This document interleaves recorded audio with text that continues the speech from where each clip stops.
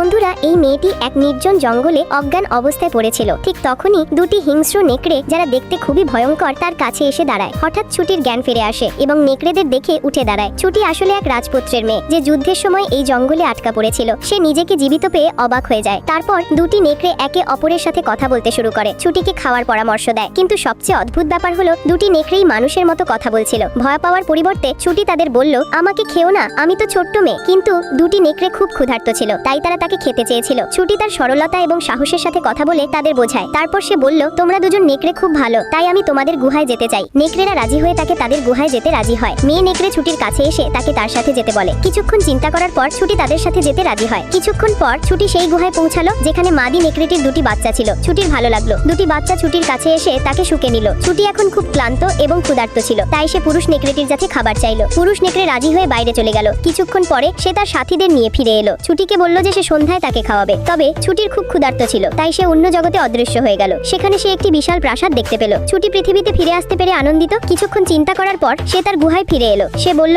আমি বাইরের জগৎ থেকে ফিরে এসেছি, সেখানে আমার খুব মজা হয়েছে। এই কথা শুনে সমস্ত নেকড়ে ছুটিকে বনে বেড়াতে নিয়ে গেল। ছুটি বনে খুব খুশি হলো। ঠিক তখনই মাদি নেকড়েরা একটি খরগোশ ধরে ফেললো, তাই ছুটি খরগোশের কাছে গেল এবং তাকে তুলে নিল। তবে সে এটিকে মারতে চাইল না। সে বাইরের জগতে ফিরে গেল এবং এক বাটি জল এনে পুরুষ নেকড়েটিকে দিল। পুরুষ নেকড়েটি জল পান করলো। ছুটি এটা দেখে খুব খুশি হলো এবং তাদের সাথে থাকার সিদ্ধান্ত নিল। যদি ভিডিওটি ভালো লেগে থাকে তাহলে চ্যানেলটি সাবস্ক্রাইব করো।